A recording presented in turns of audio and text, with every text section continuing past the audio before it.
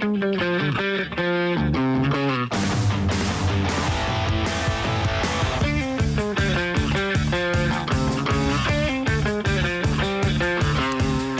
세상사가 어떻게 돌아가는지 모르면 안 돼라는 걱정과 불안함이 있으신 분들 걱정하지 마십시오. 하얀 안전모는 아니고요. 오늘은 하얀 니트를 입고 오신 박상현 아나운서가 전해주십니다. 너무 무리한 연결이었던 것도 같습니다. 무슨 얘기 하시나 했어요. 안녕하세요. 박상현입니다. 네, 자 일하시러 가는 분들은 이 특히나 산업 현장, 공사 현장 이런데 건설 현장 이런 데는 안전모 반드시 먼저 쓰고 가야 되고요. 그렇죠. 사실 저도 대학 시절에 그런 아르바이트를 해봤는데 네. 안 쓰시는 분들 많았거든요. 요즘은 100% 쓰더라고요. 너무 잘 됐습니다. 그럼요. 안전이 가장 중요하니까요. 네. 그래서 우리도 방송을 하기 전에 네. 뭔가 한번 점검을 해야 될 것 같습니다. 청취율 조사 기간이니까요. 네. 이 점 안내하고 넘어가겠습니다. 여러분 02-2000번대로 시작하는 전화가 온다면 꼭 받아주십시오. 청취율 조사하는 전화입니다. 라디오 뭐 즐겨 듣냐? 물을 텐데요. 그때 YTN 라디오의 뉴스 파이팅 잘 듣고 있습니다. 라고 한마디만 해주시면 정말 저에게 큰 힘이 됩니다. 한 번씩 도와주세요. 네. 샵 0945번으로 응원 문자 하나씩 보내주시면요. 추첨을 통해서 커피 쿠폰도 보내드립니다. 50원의 유료 문자입니다. 하얀 니트의 박상현 아나운서의 안내였습니다. 자, 궁금하신 분들은 유튜브 보이는 라디오 들으시면 되고 오늘 제가 좀 무리한 연결을 하다 보니 그러니까요. 말이 원활하지 않은데 네. 뉴스는 무리 없도록 저희가 중요한 뉴스 꼭 들어야 될 뉴스 딱 정리해놨습니다. 자, 첫 번째 얘기인데 윤석열 대통령에 대한 체포영장 두 번째 집행 앞두고 있는데요. 공수처가 경찰의 집행을 넘기려고 했다가 다시 돌아오고 이런 총국이 있었는데 네네. 이번에는 좀 경찰이 주도권을 잡은 것 같아요.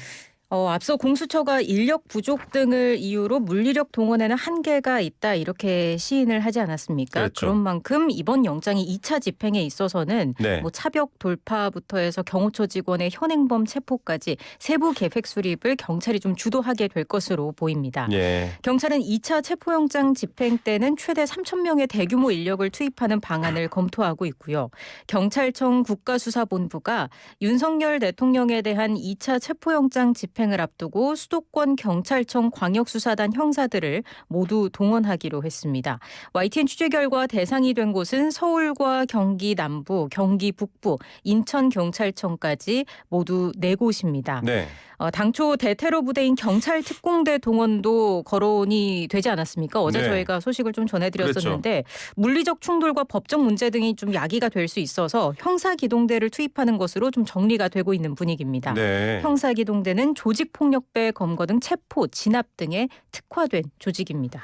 예, 조은희 의원의 말도 앞에서 저희가 뉴스에서 전해드렸습니다만 대테러 부대 출동은 좀 법적인 네. 논란이 있을 수 있고요. 그다음에 체포에 특화된 형사 위주의 인력으로 동원한다. 그래도 꽤 많은 인원인 것 같은데 네. 그렇다면 이번에는 군 병력이 투입해서 대치하는 그런 상황, 그런 논란 지금도 계속 사실 유무를 확인하고 있거든요. 예. 그런 걱정을 안 해도 되는 건가요? 일단 경호처 등에 따르면 제55경비단은 평소처럼 기본 경비 임무를 수행을 하고요. 네. 영장 집행에 따른 대치 상황에는 투입되지 않을 것으로 알려졌습니다. 네. 다만 영장 집행과는 또 별개로 안전 문제가 발생을 하게 된다면 제55경비단이 내각 경비 매뉴얼에 따라서 대응은 할 수 있을 것으로 보고 있습니다. 알겠습니다.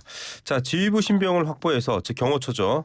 지휘 체계를 와해시키는 방안도 얘기가 나오고 있습니다. 지금 출석 요구를 3번째 응하지 않았기 때문에 네네. 체포영장할 수 있다 이런 얘기잖아요. 맞습니다. 일단 경찰이 오늘 경호처 박종준 처장과 이광우 경호본부장에게 출석할 것을 통보한 상황이고요. 네. 내일은 김성훈 차장과 이진하 경비안전본부장에게 출석을 통보한 상황입니다.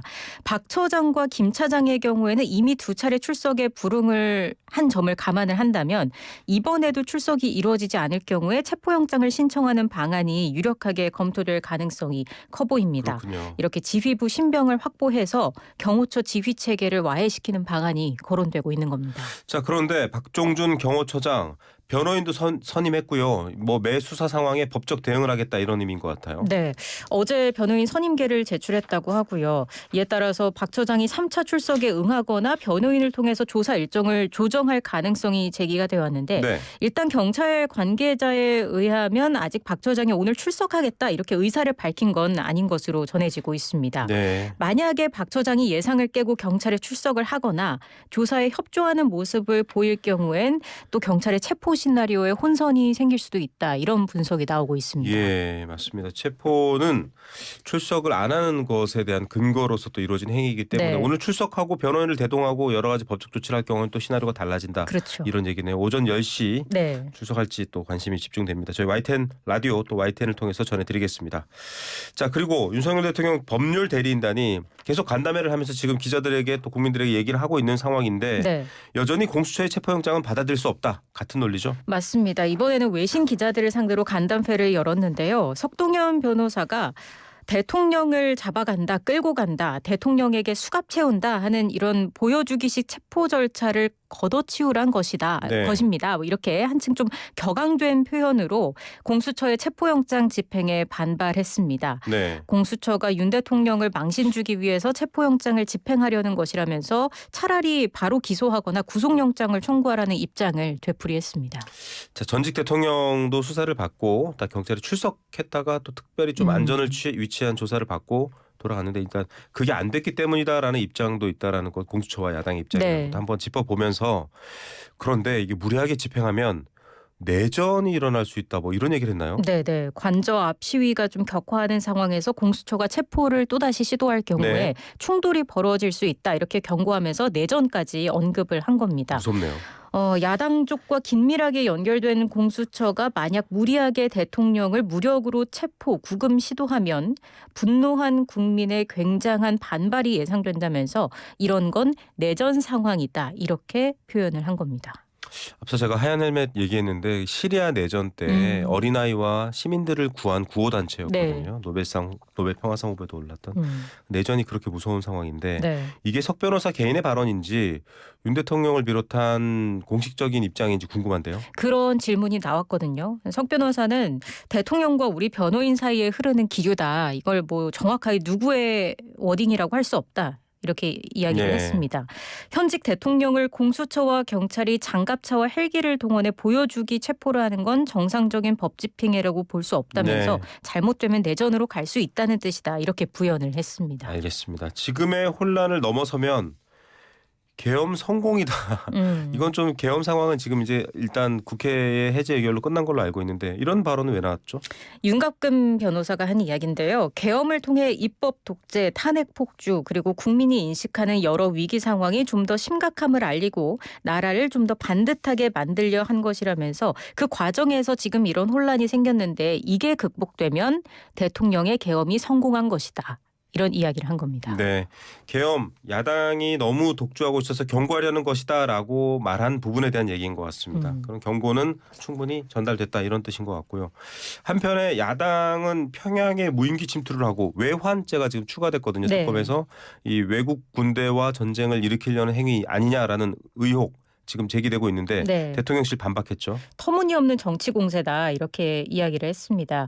대통령실이 언론 공지를 냈는데요. 국가안보실 인성환 제2차장은 2024년 3월 드론사를 공식 방문한 적이 있지만 네. 이는 육해 공군 주요 사령부 현장 확인의 일환으로 진행된 부대 방문이다 이렇게 밝혔습니다. 네. 또 김용대 드론 작전 사령관이 2024년 8월 국가안보실을 방문했을 때도 드론 전력화 방안 등을 논의하기 위해서 국방부 및 방사청 관계관 다수와 함께 방문한 것으로 확인했다고 덧붙였습니다. 그래서 정상적으로 추진한 업무를 북풍몰이로 연결짓는 건 지나친 비약이자 터무니없는 정치 공세다 이렇게 대통령실이 반박을 했습니다. 예, 뭐 수사를 통해서 명명백백히 밝혀져서 이게 정말 터무니없는 의혹이었다면 또 거기에 대한 정치적 책임도 있을 것이고요. 사실이 잘 밝혀지길 국민들이 바라고 있을 것 같습니다. 네. 여야가 국회 본회의 재표결에 부결됐던 내란 특검법의 수정안을 각각 추진하고 있는데 민주당도 많이 양보했다고 하고 또 국민의힘도 별도의 안을 준비한다고 하고요. 네, 맞습니다. 일단 민주당이 어제 발의한 내란 특검법을 좀 보면요. 특검 후보자 추천 권한을 대법원장에게 주고 수사 인력을 205명에서 155명으로 수사 기간을 최장 170일에서 150일로 줄이는 내용이 골자였습니다. 네. 야당이 후보자의 재추천을 요구할 수 있는 비토권도 담지 그렇죠. 않았습니다. 여권의 특검 반대 명분을 없애서 추가 이탈표를 노리겠다. 돌리겠다는 전략으로 좀 보이는데요. 내란 특검법이 재의결 요건에 2표가 부족해서 가까스로 부결이 되지 않았습니까? 그래서 그걸 고려한다면 이번 수정안으로 국민의힘 의원들을 좀 더 설득할 수 있다고 보는 것 같습니다. 네. 다만 말씀하신 것처럼 윤 대통령이 계엄 당시에 무인기 등을 이용해서 북한 공격을 유도했다는 외환죄 혐의는 추가됐습니다. 국민의힘 반응 어떻습니까? 국민의힘은 야권이 수사 항목에 관련 고소 고발건을 포함해서 범위가 자칫 많이 넓어질 수 있는 등 여러 가지 문제가 있다고 조목조목 지적을 했습니다. 대신 독자적인 특검안 논의를 시작하겠다면서 민주당 공세에 끌려가지 않겠다는 의지도 분명히 했습니다. 국민의힘은 자체 수정안을 준비해서 협상에 나설 것으로 보이는데요. 헌법의 틀 안에서 쌍특검법에 대한 실효성 있는 입법 논의를 시작하겠다. 어제 비상대책위원회 회의에서 밝힌 내용입니다. 계속 반대만 할 수는 없는 상황이기 때문에 국민의힘도 여당으로서 별도의 안을 내겠다 이런 입장인데 수정안을 놓고 그러면 협상을 할 수도 있잖아요. 네. 지금 그런 얘기도 나왔었거든요. 그러면 쟁점은 결국은 뭐 지금 여러 특검법에도 연결돼 있습니다만 어느 범위까지 그렇죠. 어떤 것까지 수사할 것인가 이 얘기죠. 맞습니다. 수사 범위가 좀 쟁점이 될 것 같습니다. 민주당이 재발의한 특검법 수정안에서도 윤 대통령이 내란을 총지휘했다는 의혹, 내란 종사, 모의, 가담한 인사들에 대한 의혹과 함께 수사 과정에서 인지된 그 관련 사건 등을 특검이 수사한다는 기존 특검법의 내용은 바꾸지 않았거든요. 네. 국민의힘은 민주당이 재발의한 특검법의 수사 대상에 납치, 고문, 발포, 외환 유치 등의 근거 없는 내용들이 명시됐고 내란 행위를 선전선동한 혐의까지 포함돼 댓글을 단 일반 국민까지 수사가 이루어질 수 있다는 점을 문제 삼고 있습니다. 예. 앞서 말씀드린 것처럼 고소 고발 사건까지 수사를 할 수 있도록 하면서 사실상 수사 범위가 무한정으로 확대됐다고 보고 있습니다. 예. 또 국민의힘은 피의 사실 외의 수사 과정에 관한 언론 브리핑을 실시할 수 있다. 이런 기존 조항과 관련해서도 군사기밀 유출과 인권 침해 논란을 고려해서 브리핑을 제한하는 쪽으로 수정해야 한다. 이렇게 주장을 네. 하고 있습니다. 윤 대통령 탄핵이 인용돼서 만약에 조기 대선이 치러질 경우에 수사 상황이 실시간 중계돼 여론에 악영향을 미치는 걸 차단하기 위한 포석으로도 읽히고 있습니다. 알겠습니다. 자, 앞서 오프닝에 말씀드렸었던 부분인데 윤석열 대통령 체포에 반대하는 청년단체의 출범식이 국회에서 열렸습니다. 네. 국회는 그냥 뭐 가겠다 해서 들어갈 수는 없고요. 그렇죠. 의원이 있어야 되는데 국민의힘 김민전 의원 주선이네요. 맞습니다. 김민전 의원이 장소를 주선했고요. 윤석열 대통령 체포에 반대하는 2030 청년들로 구성된 반공청년단이 출범식을 열었습니다. 이들은 경찰의 현직 대통령 체포 시도가 내전으로 확산할 가능성이 높다면서 중단을 촉구했습니다. 네. 자, 이들을 바라보는 시선이 곱지 않은 이유가 이름 딱 들어보면 조금 물론 뭐 이 가치와 이념을 주장하실 수도 있겠지만 이게 과거에 좀 기시감이 있는 이름들이어서 그런 것 같아요. 이승만 정부 시절 네. 또 뭐 박정희 전두환 정부 시절을 떠올린다라는 얘기가 많은 것 같고요. 맞습니다. 어제 앞서 오프닝에서 말씀을 해주셨다시피 네. 그 브리핑장에 청년들이 모습을 드러냈을 때 흰색 헬멧을 쓰고 있지 않았습니까? 이 흰 헬멧이 상징하듯 반공청년단 예하 조직으로 이른바 백골단도 백골단. 운영한다고 했는데 이걸 네. 두고 이제 논란이 일고 있습니다. 이승만 정부 시절에 자유당이 조직한 정치 깡패 집단의 명칭이고요. 1980에서 90년대 민주화 운동을 폭력적으로 진압했던 사법경찰을 일컫는 별칭이기 때문입니다. 이런 좀 비극적인 사건들이 있었기 때문에 국민들이 좀 깜짝 놀라고 있는 것 같습니다. 야당에서 엄청나게 비판을 하고 있죠. 맞습니다. 야권에서는 이들의 기자회견을 주선한 김 의원을 향해서도 국회의원 자격이 없다 이런 비난이 쏟아졌고요. 더불어민주당 박창진 부대변인은 헌정질서를 유린한 내란 수괴를 지키는 게 헌정질서 수호라니 실소를 금할 길이 없다 네. 얘기를 하면서 이들을 국회 기자회견장에 세운 김민전 의원도 마찬가지라면서 국회의원 자격이 없음을 증명하고 있냐고 비판했습니다. 네. 또 개혁신당 이준석 의원은 페이스북에 백골단이 대한민국에서 어떤 의미의 용어인지 정말 모르냐. 이건 분뇨차 이전에 분변을 못 가리는 정치다 지적했습니다. 분뇨, 분변 이런 표현을 이준석 의원이 많이 쓰시네요. 자, 국민의힘에서는 뭐 공식 입장 아니라고 선을 그었고요. 네. 대립을 격화시키지 말아달라 이렇게 얘기했습니다. 다음 소식 들어보겠습니다. 자, 전 해병대 수사단장 박정훈 대령에 대한 1심 선고 공판, 항명 등의 혐의였습니다.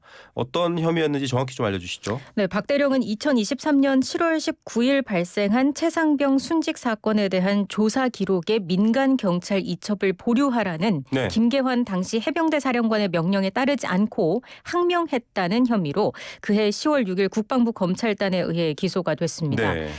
또 언론 인터뷰 등에서 당시 이종섭 국방부 장관의 발언을 왜곡해 이 전 장관이 부당한 지시를 한 것처럼 일반인이 느끼게 했다는 상관 명예훼손 혐의도 적용이 된 겁니다. 예, 자 전시 상황은 아니지만 항명 그리고 상관 명예훼손인데 네. 1심 결과 나왔죠. 모두 무죄가 선고됐습니다. 우선 항명 혐의에 대해서 군사법원은 최상병 순직 사건을 해병대 수사단이 경찰에 지체 없이 이첩해야 할 의무가 있고 해병대 사령관은 보류를 명령할 권한이 없다며 무죄 이유를 설명했습니다.